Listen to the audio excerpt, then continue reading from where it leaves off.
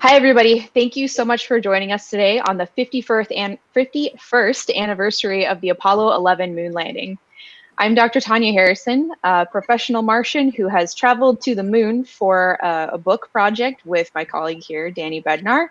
And we're joined with Dr. Phil Stooke, who is a planetary scientist. And I'll let these two introduce themselves to do them a little bit more justice. Danny, can we start with you?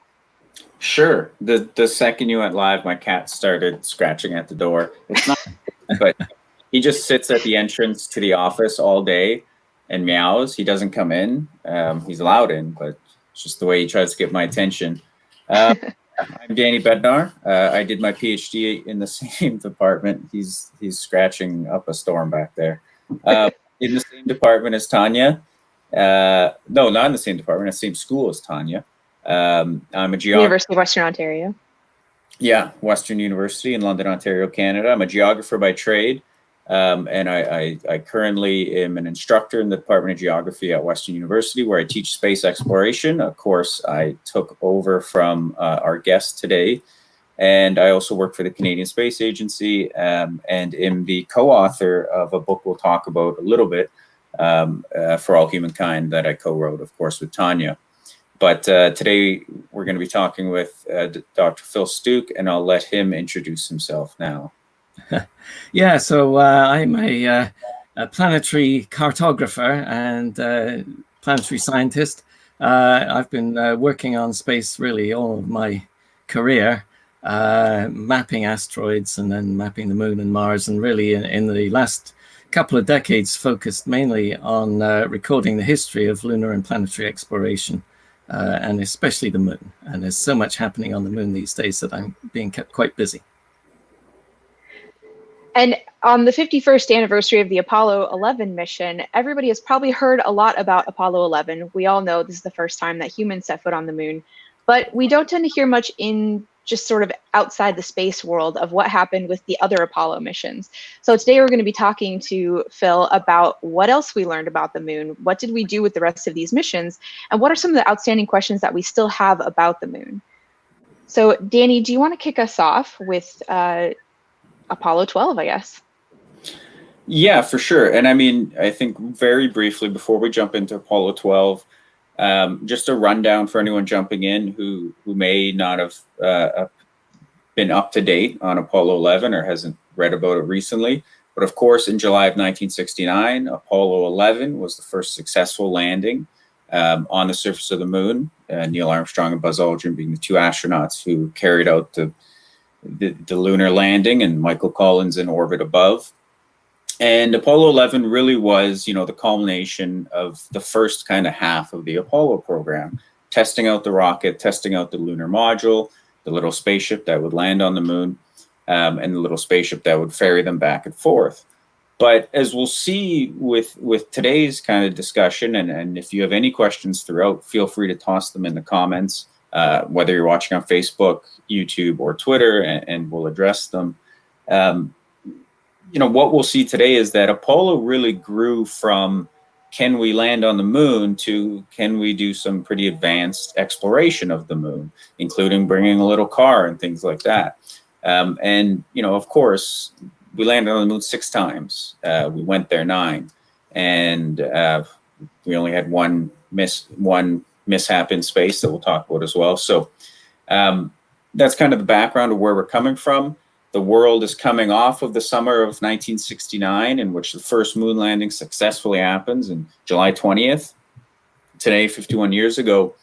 And moving through the fall to November 14th, 1969, we get the launch of Apollo 12. So it's just a few months after that this incredible accomplishment has been made.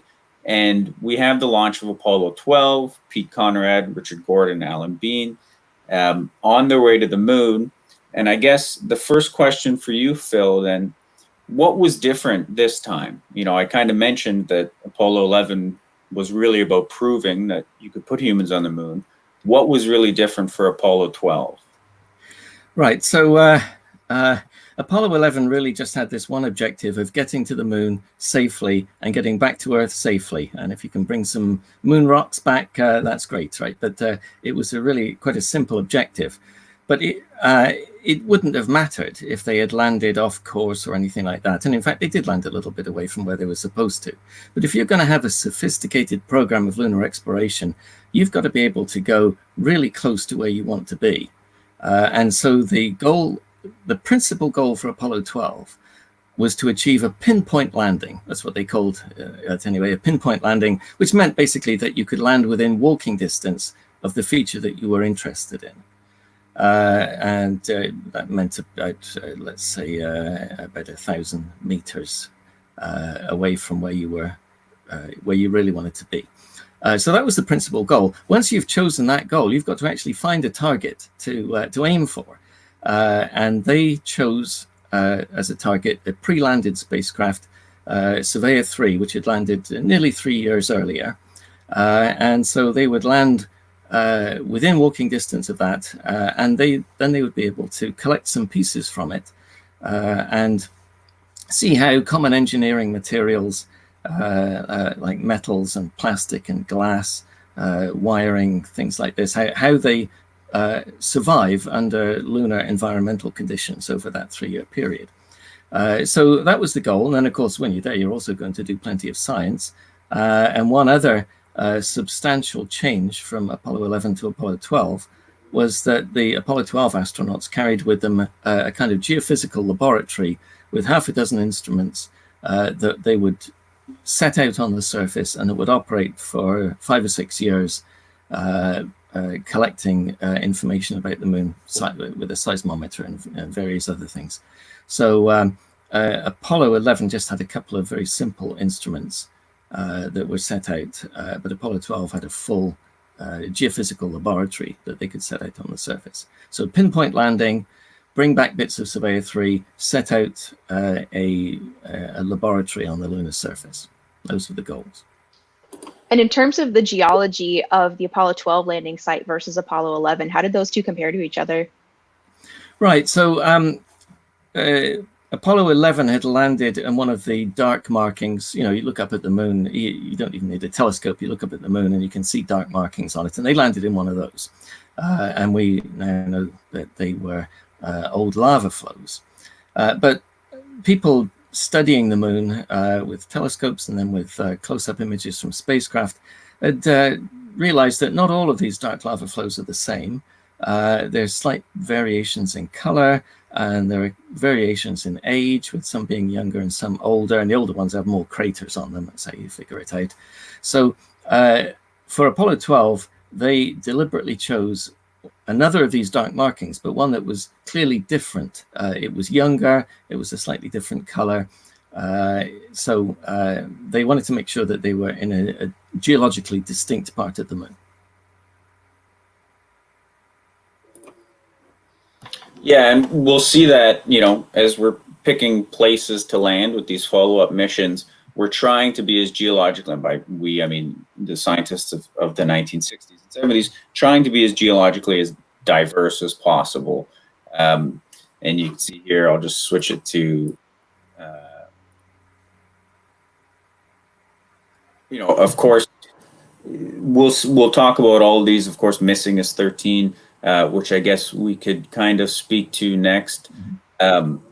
You know, after 12 is, again, entirely successful. We have this expansion, as Phil said, of the kind of the objectives, laying out an Apollo Lunar Surface Experiment Package, or the ALSEP. We have plans for an Apollo 13, and I'll just stop that at the moment. For those of you who don't know, Apollo 13, of course, faced a catastrophic failure on its way to the moon as part of the service module, part of the Apollo spacecraft, and was not able to successfully land on the moon. So I always kind of refrain from teaching Apollo 13 in much detail to my students. One, unfortunately, because there's not an exploration component to it, where they were unable to land, but two, because I think actually Hollywood's done about as good as anyone can do with that story. So I wanted to ask you, Phil, when it comes to Apollo 13, what do you remember about the news? I know you were watching all of these missions as they were happening. Well, right. In Yeah. our So, book. Yeah, sorry. we talked. Yeah. Apollo 11 landed in my school's summer vacation. I was a high school kid, right? And it landed in the summer vacation. So I could just stay up all night and watch that. I was in England, and so I had to stay up all night to watch the Apollo 11 EVA. But by the time we got to Apollo 12, we were back in the school term. And I asked the school principal if I could be excused school for a couple of days to watch the TV. And he said yes. But there wasn't TV because of a problem with the TV camera, which was accidentally pointed at the sun while they were carrying it around. So we didn't get any substantial amount of live TV from Apollo 12. However, Apollo 13 was coming up, and the principal knew that I was interested because of that previous question. So he actually sought me out on that day and asked me if I'd heard what had happened, and I hadn't at that point. So the principal asked me if I'd heard, and then I knew, of course, and got home and I started following the story as it was unfolding.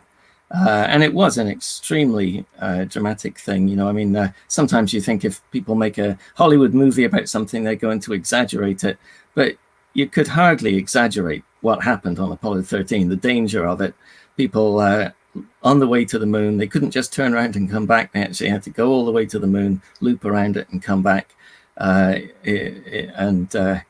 They didn't really have enough power and supplies to make it work, but somehow they did. They managed to fix things, in real time to basically to stop carbon dioxide building up as they were breathing it out, all this kind of thing. It was a really dramatic thing, and in many ways a technological and human miracle that they were able to get back safely. So it was an extremely dramatic thing. So we've got some really great questions from the audience. One of them is specifically about Apollo 13, so we'll start with that one. Daniel wants to know, with the failure, what did they learn from the mishap of Apollo 13? Maybe what I would say is you've really got to do an excellent job of checking everything.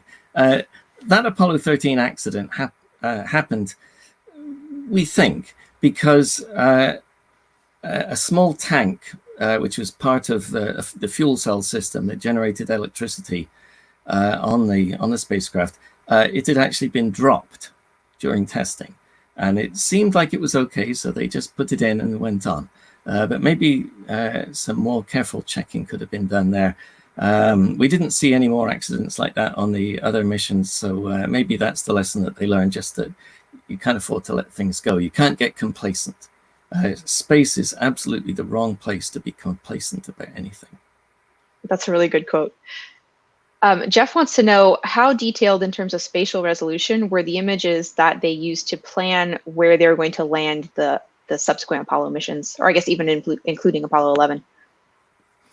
Right, well, for Apollo 11, Apollo 12, Apollo 14, they had really good images from a series of spacecraft called Lunar Orbiter. They could see things down to about a meter across, 2 or 3 feet across. So they were really good pictures. But as they started to go to other places, they were getting out of the area that was so clearly photographed. And basically what they had to do, they had to make the best of what they had. Apollo 15 landed in an area with quite poor photography, but they were so confident in their abilities at that point that they figured that they could risk it anyway. And it did work. But for the remaining missions, they used an approach that they called bootstrap photography, which was basically that each mission would land in an area that had been photographed by one of the previous missions. So Apollo 16 landed in a place that was photographed from orbit by the Apollo 14 astronauts. They didn't have really good pictures beforehand, but Apollo 14 got some pictures, so Apollo 16 could go to that site. And Apollo 17 went to a place photographed by the Apollo 15 astronauts. And they could have continued like that if there had been further missions. I will do one more question for right now. Someone else wants to know, where were all of the geological, geophysical instruments stored for Apollo 12, because the capsule wasn't very large? Right. So this was the same for all of the Apollo landings, that any equipment that was going to be used on the surface, and that included rovers in the later missions, and all of these where equipment was set out, they were all stored in the descent stage, the lower part of the lunar module. So they weren't in the cabin with the astronauts. That lunar module had an upper part, which was the bit that would come back to orbit afterwards, and had the crew in it all the time, of course. And the lower part, which had the big descent engine, but it also had these storage bays around the outside. And that's where the equipment was stored. And since it was powered by a radioactive energy source, that definitely had to be out in a safe place away from the crew cabin. Yeah, and you can actually see on the animation here the kind of octagonal shape of the lower half of the lunar module allowed for kind of every other section of that octagon to be storage, and the offsetting sections were fuel and energy and things like that. Well, yeah, those other sections had the landing legs on them as well. Right. So yeah, very important. Yeah, right. So great questions there about the landing site photography. We'll see that come up in 16 and 17 because while some guesses were being made, as geologists often have to do, working with orbital imagery, the best you have is sometimes all you have. And that did lead to some surprises on later missions. Let's jump to 14, which was, of course, coming off of the successful failure of 13, as we say. Everyone got home safely. This is launched in early 1971, so we're into the 1970s, well into the 1970s by this point, and it lands February 5th, 1971. This is Crew Commander Alan Shepard, Edgar Mitchell, Stuart Rosa, and 14 actually went back to where 13 went, or was supposed to go. So what was so special about the objectives of where Apollo 13 was going to go on the surface of the moon that they kind of did a quick rearrangement for 14 to kind of make up what was missed on the 13 landing that unfortunately didn't happen? Yeah, it was a site of the greatest scientific value, so they couldn't afford to lose it. So basically, when we saw a picture, a map that showed the landing sites, and there it is, and near the top and just above our number 14, quite a bit above it, there's a nice big dark circular patch, which is Mare Imbrium, the Sea of Rains. That's a big dark lava flow, but it fills in a great big crater, a huge crater. We call them basins when they're that big.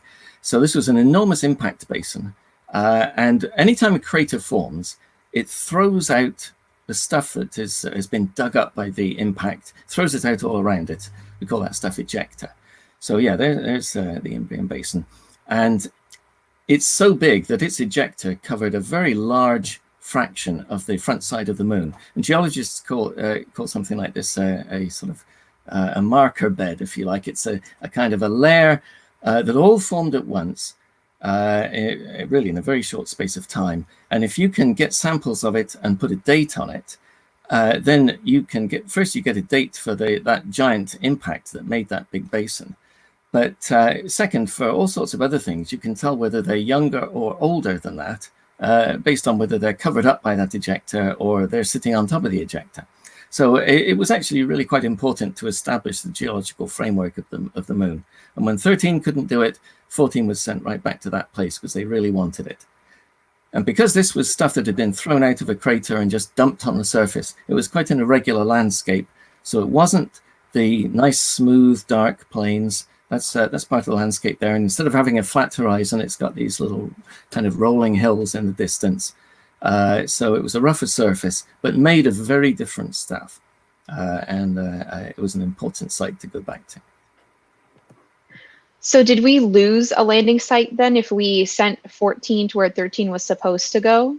Was there a place we Yes. meant to go to? Well, yes, ultimately we did, but in fact, other landings were being lost as well due to budget cuts and that sort of thing.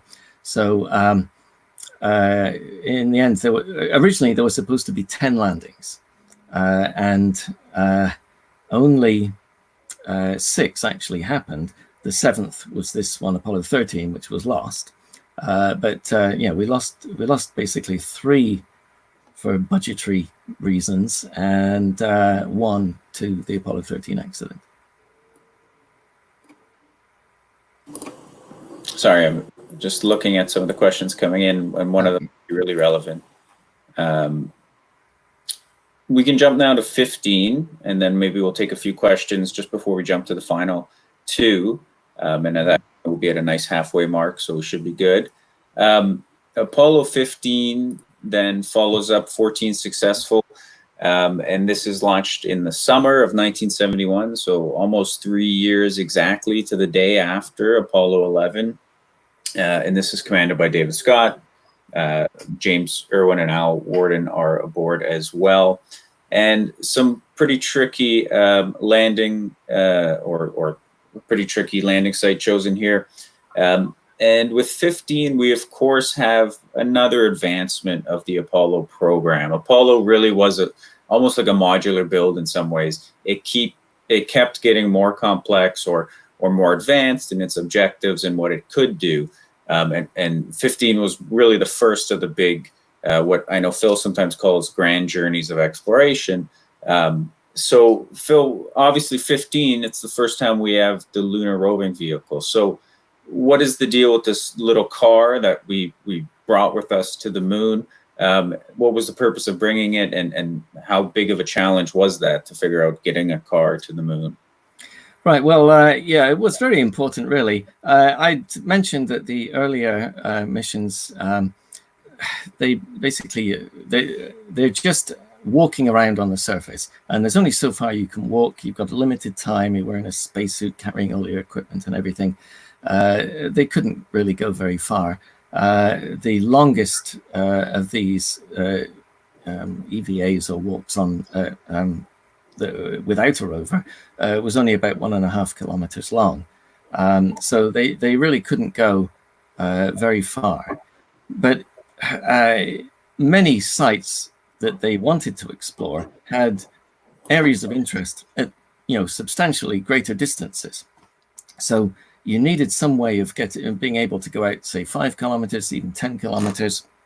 And there, the limitation becomes not, that you can only walk so far and you're getting tired and carrying stuff. The limitation really became, what if that rover breaks down? If you drove 20 kilometers away, which certainly would have been possible, but then it broke down, you wouldn't be able to walk back in the time that was available to you before you ran out of supplies in the suit. So you could only go as far as you could walk back. And the way that they put that into practice was to drive the maximum distance as early as possible in the excursion. And if you break down at that maximum distance, you've kind of got the whole of the rest of the EVA to walk back. And then you gradually work back towards the rover. So if it breaks down sort of later on, you're not so far away and you gradually get back close. So it's a matter of safety, because there was no redundancy in this. I mean, there was a bit of redundancy in the rover itself, which had redundant front and rear drive and steering and so on. So there's a bit of redundancy in that. But if the rover failed altogether, then there was no other sort of backup. Yeah, so it enabled a much greater amount of exploration for a given landing. The other point is that these later Apollo missions spent 3 days on the lunar surface. So Apollo 11 was just 1 day, and Apollo 12 and Apollo 14 were just 2 days. But now we're getting up to 3 days. So you've got a 3-day mission, so you can do more. You've got an electric car, so you can do more. Everything was building up to make the system much more capable. So which astronaut holds the record for going the farthest from a lunar lander? Well, okay, so it was Apollo 17, and Apollo 17 EVA to Station 2 at the foot of the South Massif. That was the greatest distance they ever were. And to be honest, it was a little bit beyond what the guidelines were for what was what was feasible, but they were becoming confident enough that they figured that they could do it. Was that all Gene Cernan? Yes. That doesn't seem surprising. Danny, do you want to explain this animation here? Because that was pretty cool. Yeah, and I have to say I'm truly embarrassed because I don't actually have the credit for this animation. I'm quite positive it's a NASA animation, in which case I'm not don't feel too bad about not giving proper credit. But I hope it was not someone's pet project. But this is left over from an old slide, and I apologize for losing the credit. But yeah, it's obviously. You know, the storage bays of the LEM were used to maximum efficiency. It was the ultimate game of Tetris to squeeze everything in there, and of course account for weight and weight distribution and things like that. And yeah, the way that they got the LRV there was to fold it up, and it's essentially, as we can see, a little go-kart. In this slideshow, I don't have a nice image of the LRV actually, because I actually have it in video form in this presentation, and I don't want to stress the stream. So yeah, they snuck it along, folded up underneath. Yeah, and on the surface, an astronaut just had to pull a lanyard, and you can see one of the astronauts holding the lanyard there. You pull it, and that releases everything, and then everything happens on its own. It's designed to basically unfold, and the wheels to pop into place and deploy, and everything to lock into place like that, all on its own. So they didn't have to do anything except pull a cord, and then the whole thing happened automatically. So it's a pretty cool bit of design. That's very cool. That's totally new to me. I want to see this in person. We have a good question.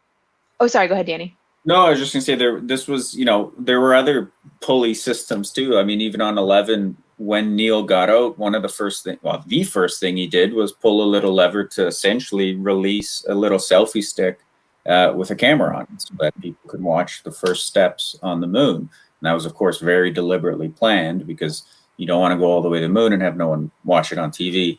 Pixar, it didn't happen. Yeah, well.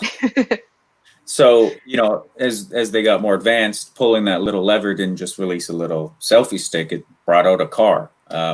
So, like I said, these missions really advanced. So, yeah, let's jump to a couple questions that have popped up in the meantime.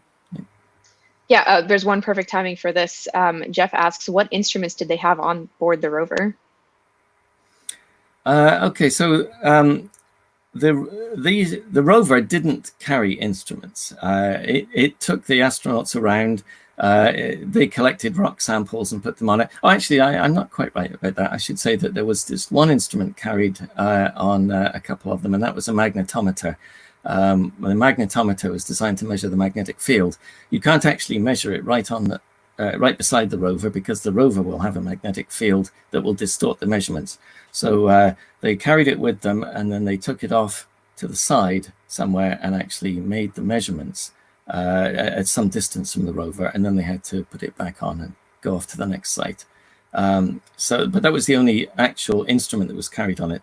Those Apollo missions set out lots of instruments on the surface, but they were set out separately without the rover being involved.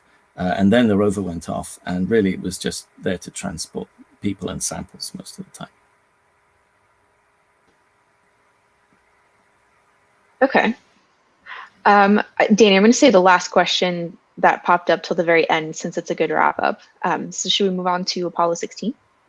Yeah, but actually, just to build off what Phil said, there was a question earlier that we kind of missed, but Phil just mentioned the experiments were left behind, as were quite a few other objects. Oh, right. I did see someone earlier, I believe it was Daniel, asking, what is the current state of the retroreflector, and for that matter, the seismometers that they left behind as well, because Apollo left behind this little network of essentially moonquake detectors. What are the status of those instruments today? Right, so the laser reflectors are still functional. Apollo 11, Apollo 14, and Apollo 15 carried laser reflectors, and they're still functional. And there are a couple of Russian ones on the moon as well. So they're still okay, but they don't require any power. They're completely passive instruments. All you do is shine a laser beam on them from the Earth, and it reflects back to Earth. And the laser all it has to do is act like a mirror. So they're still functional, but everything else, and there were a whole set of instruments, a seismometer, a magnetometer for measuring magnetic fields, and things that would measure charged particles and dust and any atmospheric wisps of gas that might be around, all those kinds of things. They were set up with their own power station and with their own communication station at each site, each of the last 5 sites. And they operated until 1977. And at that point, actually, a lot of the instruments weren't working anymore anyway. And for various reasons, especially budgetary reasons, at that point, the remaining instruments were just turned off. It wasn't really felt that there was much more to be learned from them at that point. There are people who think that shouldn't have happened, but that is what happened. So 1977, all of those other experiments came to an end, but the laser reflectors we can still use. Awesome. So let's move on to 16. Let's throw up again the image. So Apollo 16, now we're kind of in a nice groove of these advanced lunar exploration missions. And we see 16 there. Those of you who are budding or professional geologists might already be noticing a distinction about the 16 landing site. Phil, the landing site for 16 has a couple of interesting things about it. Its selection and its discoveries related to it. What was special about 16's landing site and unique beyond the obvious? Well, okay, so the first thing is that you can see that it's well and truly in one of the bright areas of the moon. You've got bright and dark markings on the moon that you can see even if you just look up without a telescope. It's the only one that is really deep inside the bright areas. 11 and 12 landed in the darker material. 14 landed in something that is a bit brighter, but it's kind of at the edge of that, right? 16 was the only one that was actually in the cratered upland areas of the moon like that. And of course, it was essential that we actually do get samples from the cratered highlands as well as from the dark lava flows. So you're sampling the 2 basic terrain types on the moon. So that was one thing. But then the geologists started to get a little bit misled by what they were looking at. And all of this site selection work depends on geological interpretations of photographs. So before you go, you haven't got any rocks to look at. You've only got photographs to look at. And you have to try to figure out what the geology of that area is just from looking at photographs. And it's quite easy to fool yourself when you're doing that and make a wrong decision. So in the case of Apollo 16, people looked at it and they said, we think these little hills here might be volcanic hills, and we think that smooth stuff might possibly be old lava flows or something like that. But they're not dark like the other lava flows, so they must be chemically quite different. So this is a really interesting place to go. Well, it was an interesting place to go, but not because it was little volcanoes and lava flows. All of the stuff that was seen at that site was just thrown out of the big impact basins. Some of that would have come from the same impact basin Imbrium that delivered stuff to the Apollo 14 landing site.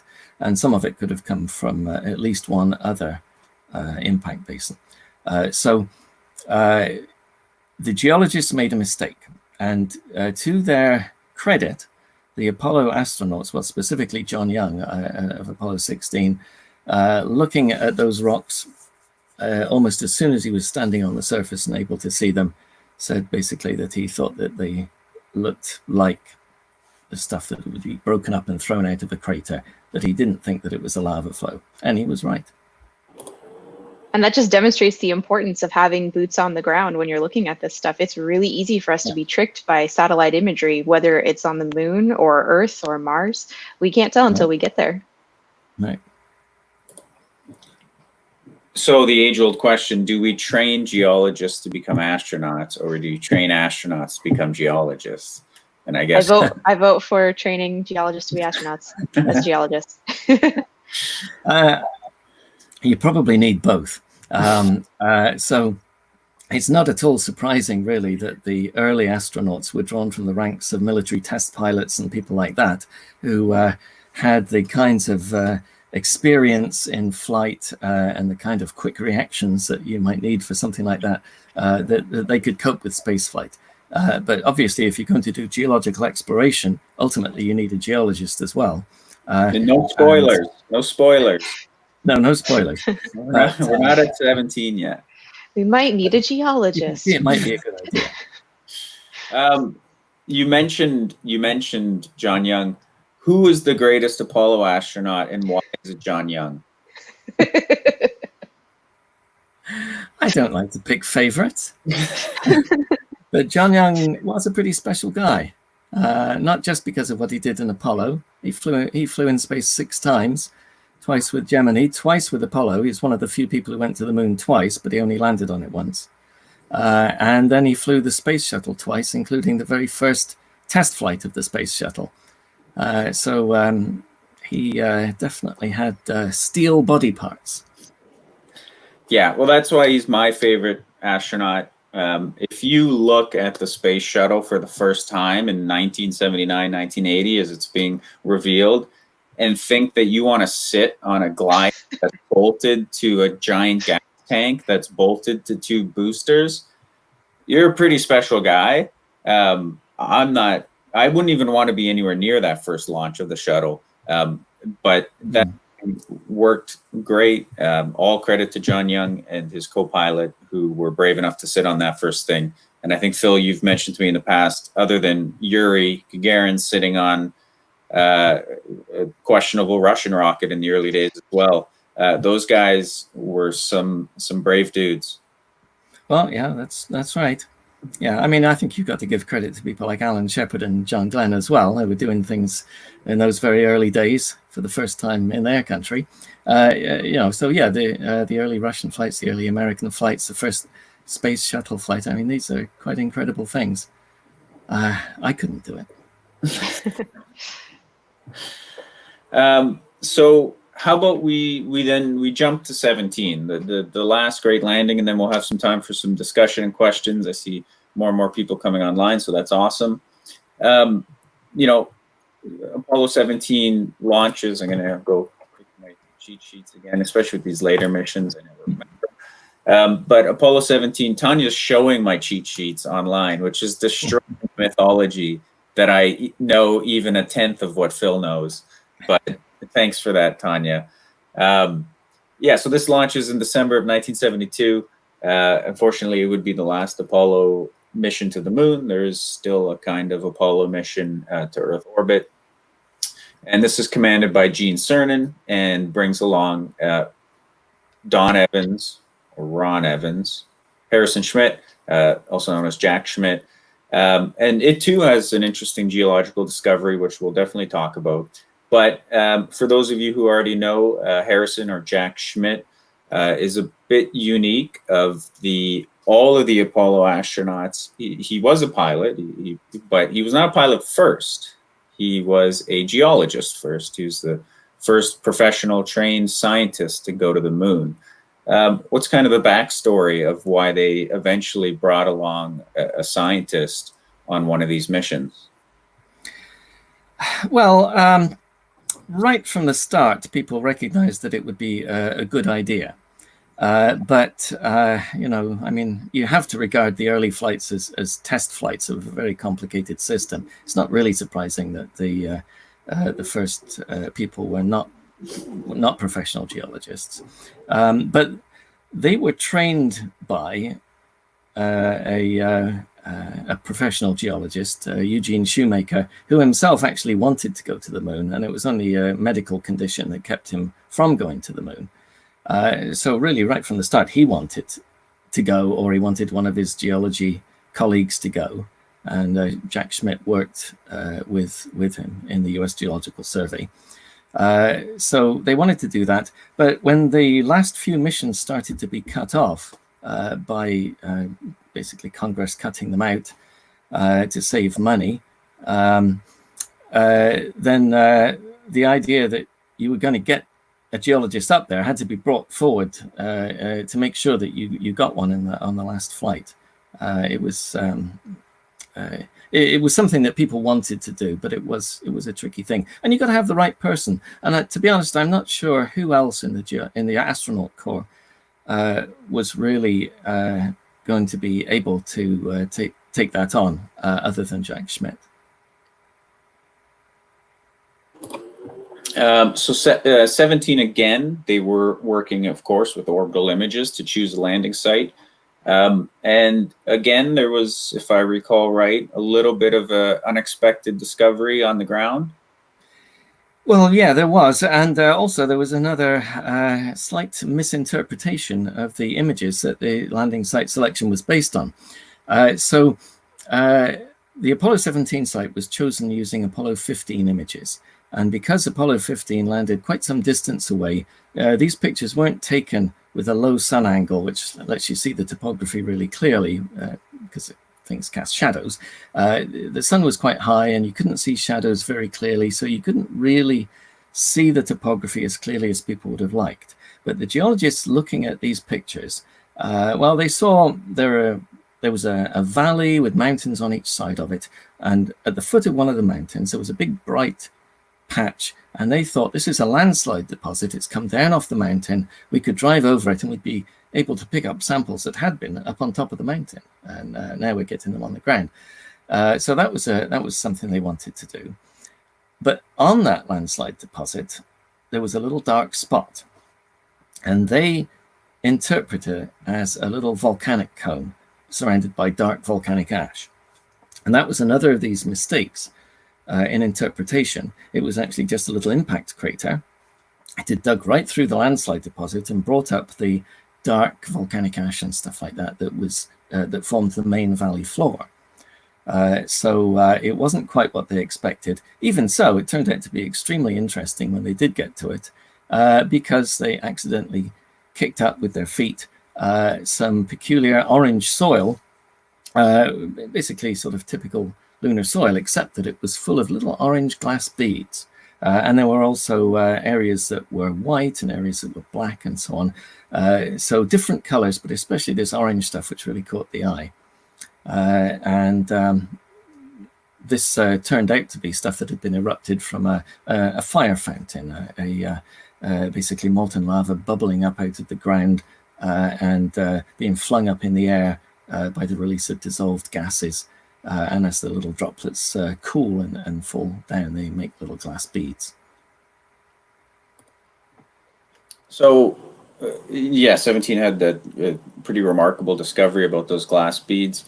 There were a lot of interesting photos taken during the Apollo missions, and even in the very first one to go to the moon, we had Earthrise coming from Apollo 8, which is a very famous image of kind of a part of the moon's landscape with the Earth behind it. But 17 caught an image that became quite popular in the 1970s, kind of known as the blue marble or the whole Earth image.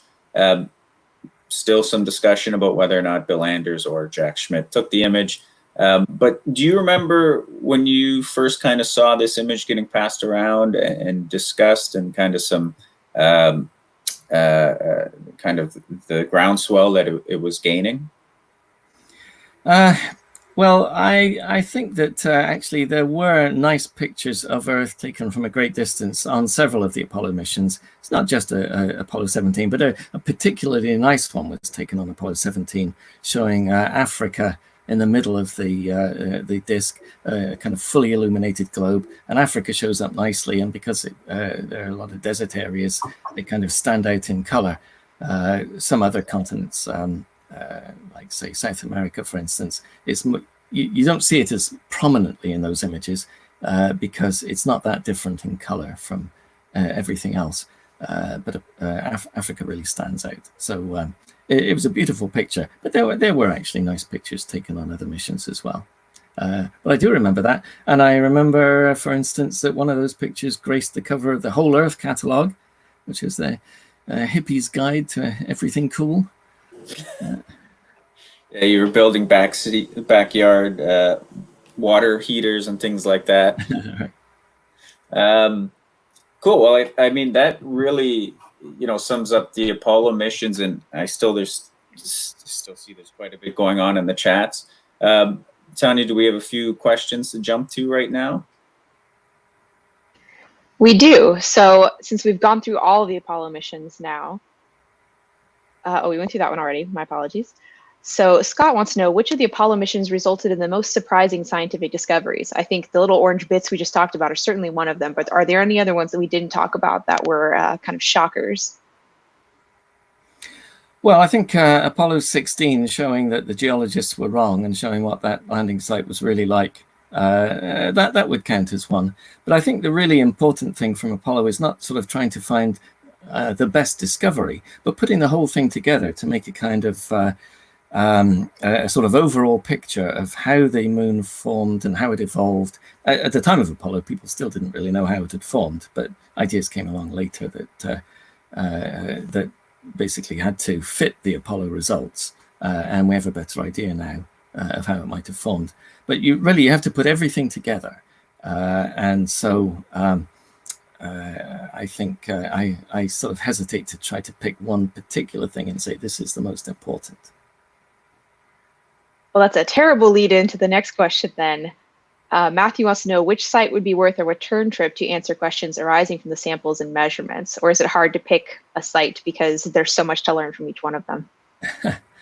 Well, okay.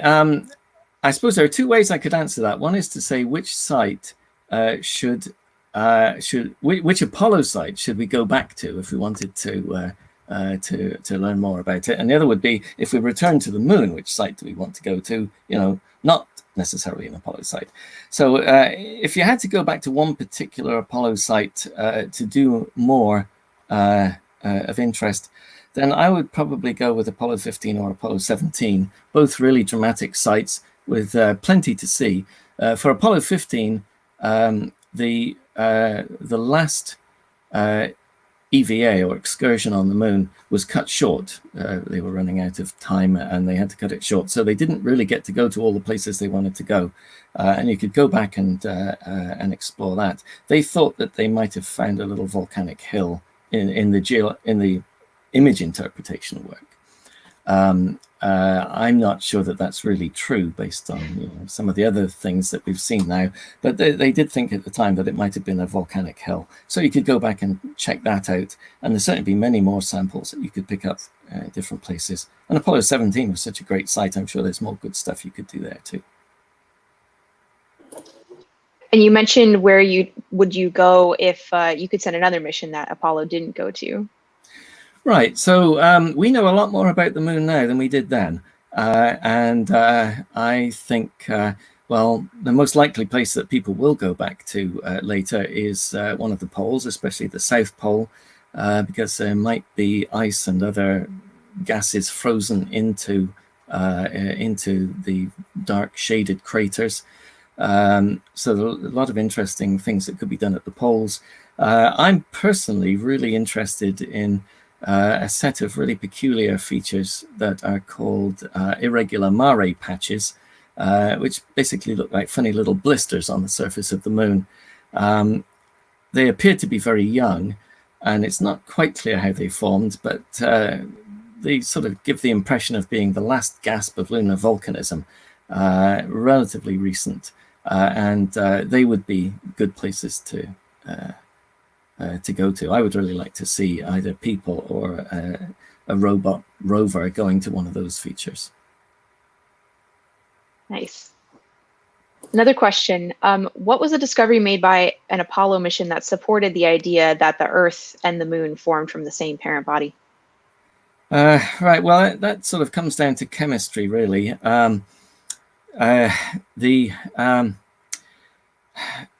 The way that we sort of think of the planets forming, they form in the great big cloud of dust and gas that surrounds the early sun. But because the sun is heating up the inner parts of it and evaporating gases and water and so on away from it, the composition will change as you go out through the solar system. And when you're very close to the sun, even some sort of typical rock-forming materials might be evaporated by the heat and blown away. So you expect the chemistry to change as you go across the solar system. And if the Earth and the Moon had formed in different places and somehow got caught up with each other, and the Moon ended up in orbit, if it had come from a different place, you'd expect it to have a different chemistry. But actually, when they're put together, when the two are compared, they're so similar in important ways. Things like the ratios of oxygen isotopes and things like that. They're so similar in important ways that people think that they must have had an origin together in one event. And the favorite idea is that some big thing, perhaps the size of Mars, smashed into the Earth and blew a huge cloud of material out around it, which much of which ended up in orbit and then coalesced to form the Moon. But a lot of that stuff came from the Earth, so you expect the Earth and that thing that became the Moon to have similar compositions. There are lots of little wrinkles to this story. It's complicated, and we don't have all the answers yet. But that's the principal thing. Just the compositions are similar enough in the important ways that we think it must have happened that way. So I have sort of a selfish question, which I guess is also related to your own personal history looking at the Moon. So, I mean, Danny and I knew you from all of our mutual times at Western, but we also got to learn a lot about your personal story with the Moon for interviewing you for our book, For All Humankind, to learn about your story in watching the Moon landing. And you talked to us a lot about how you were pouring through these images through the atlases that you had gotten from your friend's father. Is that right? Oh yes. So what I was talking about there was the books of pictures taken by the Ranger spacecraft. The Ranger spacecraft were the first American spacecraft to go to the Moon. They weren't designed to land; they just smashed into the surface at high speed. But on the way down, they took pictures, and the pictures taken at the lower elevations just before they hit were much more detailed than anything we can see from Earth. So those images were published in big books.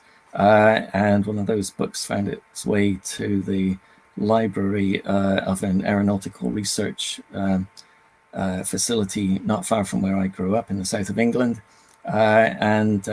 So one of my schoolmates had a father who worked there, and he was able to get hold of the book and bring it, and we could all look at these pictures. And that was pretty cool, and my first exposure, I suppose, to sort of official NASA publications like that. So from the things that you got to see, maybe not just from that pre-Apollo 11, but all the stuff that you looked at during the Apollo era, what was the biggest surprise to you, or the idea that you had that was maybe changed the most from the things we learned through these missions? Oh dear, I don't know. It's so hard to answer a question like that, Tanya. How could you?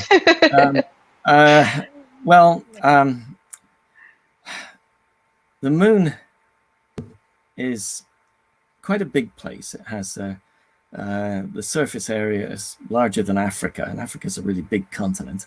It's a big place, and there's plenty of room on it for lots of interesting things to have happened. So we go there and we see winding channels that look like they've been cut by flowing lava, making winding valleys on the lunar surface, and we see places where there are little volcanic cones and things like that. We see places where a big asteroid hit the Moon and dug a great big crater, but there's so much energy in that it melts stuff, and then you can see that melted material flowing around and filling in little depressions and then oozing over the edge and down into another depression and so on. All sorts of really interesting stuff.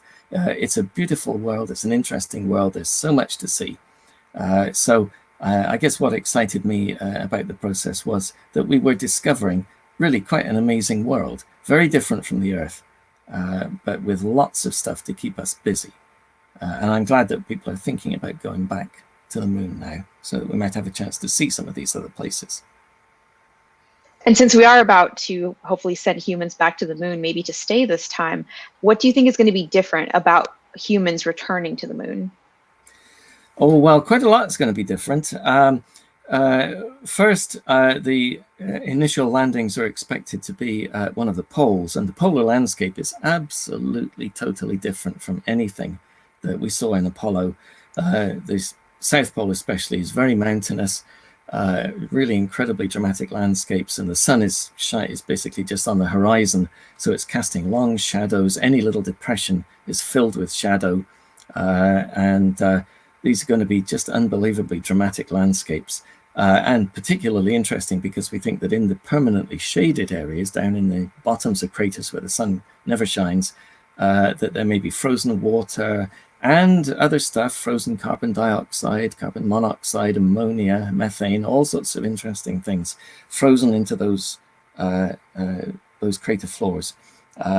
And some of those things will provide resources for people to use. So for instance, if you had a little scientific outpost on the moon, you wouldn't have to ship every cup of water that you wanted to drink up from the surface of the Earth at a huge cost, if you could extract it from local ice. So we don't really know yet that that's feasible, but if it is, that would be a big thing. So it's going to be very dramatic like that. But there'll be lots of other things. I mean, the world is a much more connected place than it used to be. When Apollo landed on the moon, I would watch whatever coverage was available on TV, and then I'd get the next day's newspapers, and there'd be some photographs and a write-up. Then a week or two later, there'd be magazines like Time and Newsweek with a more detailed write-up, and magazines like Aviation Week, I suppose. And then later on, you get the astronomy magazines like Astronomy and Sky and Telescope, which are months later putting that stuff together. You had to wait a long time. But now, if people are walking on the moon, people will be watching an EVA, lunar activities, on their phone in the parking lot while they're having lunch or something like that. It's just going to be a totally different experience. Everything will be so easily available to everybody.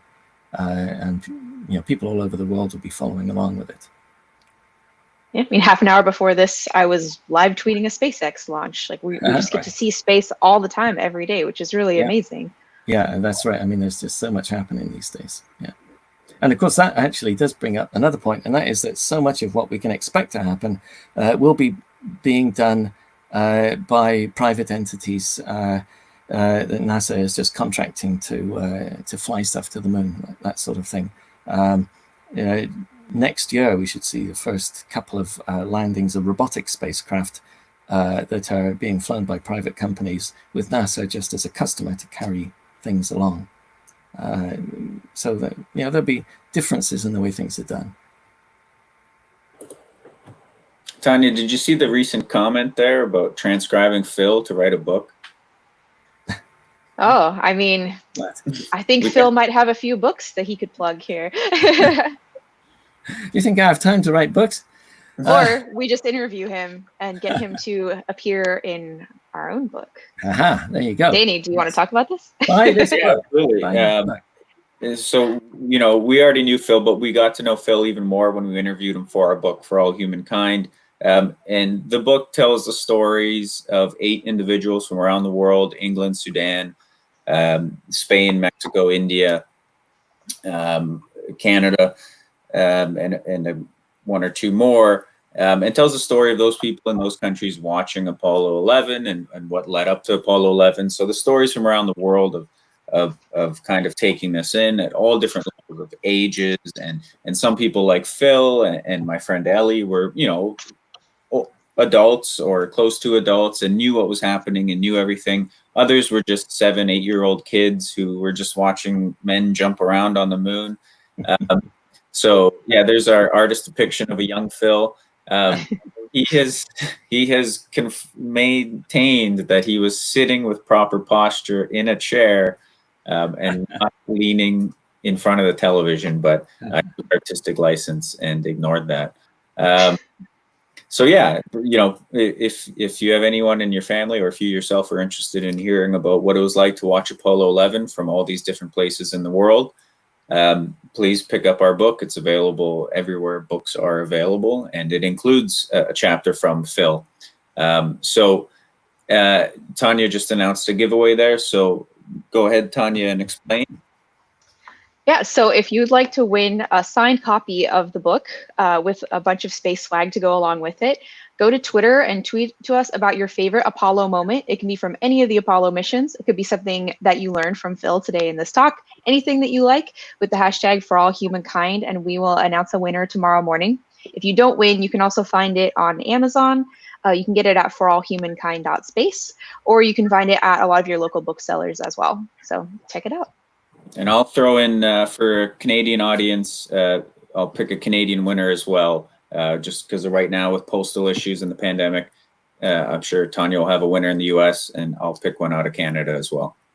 Right. I learned the hard way. It is very expensive to ship books to places like India. So one from the US, one from Canada. I'm sorry for the rest of the world right now. The post office is very expensive. All right. Well, thank you so much, Phil, for joining us. I always love the chance to talk to you. You're one of my favorite planetary scientists. And again, I'm really thrilled that you took the time for this and to talk to us for the book. And yeah, you are just absolutely wonderful. Thank you. Thank you, everyone. Thank you so much for joining. And we'll hope to see you again for another one of these one day. Great. Have a good night, everybody. Okay, good night.